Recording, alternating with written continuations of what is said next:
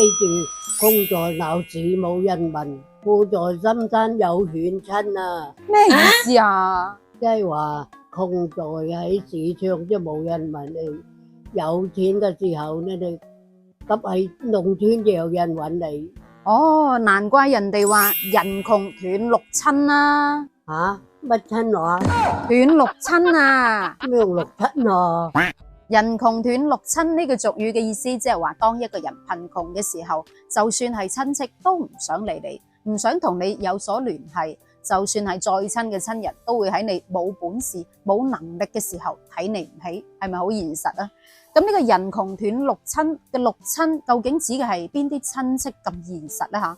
吓，有好多種講法。第一種講法喺《左傳》裏面就有提到，六親指嘅係父子、兄弟、姑姐、甥舅、分溝同埋姻亞。姑姐你知唔知係邊位呢？即係父親嘅姐姐或者係妹妹，咁我哋通常叫阿姑或者姑媽。呢兩個字讀分溝，咁分溝有兩個意思。第一個意思係指有婚姻關係嘅親戚，第二個意思係指結婚或者嫁娶。呢個時候包括妻子嗰邊嘅親戚。咁分亞指嘅係婚姻關係嘅親戚，包括你另一半嘅親戚都叫做分亞，即係嗰啲裙帶關係嘅親戚啊。咁你睇翻左傳提到嘅六親係指嗰啲直系親屬，以及結咗婚之後雙方嘅家屬就為之六親啦。第二種講法喺老子裏面就有記載啦，父子、兄弟、夫婦為六親。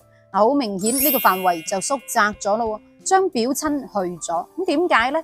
因為親情嘅本質係需要靠血緣關係去維繫嘅。咁嗰啲表親啊、堂親啊，都會隨住時間嘅推移，一代一代咁樣變淡噶啦。正所謂一代親，二代表，三代下了了，四代變咗精妖。年紀越大，係咪越少同老表聯繫呢？所以老子裏面提到嘅六親係指親戚當中最核心嘅嗰層關係。咁第三個版本亦都係依家最常見嘅版本。喺《漢書》裏面就有提到啦，六親指嘅係父母、兄弟同埋妻子就為之六親啦。喺六親裏面，咁最重要嘅，我諗應該就係生我哋、養我哋嘅父母啦。百行以孝為先啊嘛。喺傳統文化裏面，孝道亦都係排第一嘅。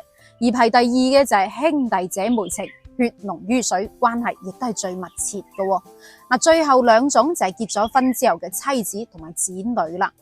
對於一個男人嚟講，咁結咗婚之後嘅妻子同埋子女應該係一生嘅牽掛，要珍惜。六種親都需要我哋去守護，唔可以拋棄嘅。但係無論邊一個版本都好，都講明咗六種親戚係最珍貴嘅，代表嘅係血緣關係同埋親情，要我哋去堅守。但係如果一個人惡劣到連親情都不顧，可想而知佢嘅行為道德已經冇晒底線。呢一個就係平時我哋講嘅六親不認嘅人啦，係寡情薄義嘅人，係無情嘅人，係唔識得感恩嘅人。所以你睇翻人窮斷六親呢句說話係咪好現實啊？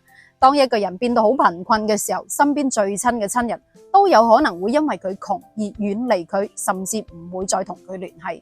所以人哋都話最親嘅親人係最現實嘅。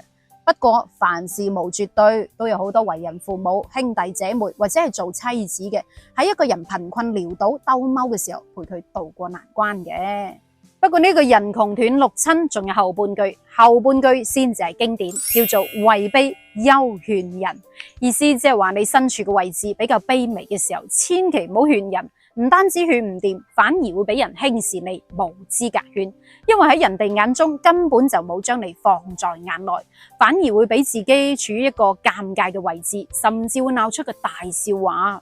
但你諗下係咪啊？當一個人冇身份、冇地位、冇本事、唔夠分量嘅時候，係咪你講嘅嘢再有道理，人哋都覺得你喺度講廢話，喺度放屁啊？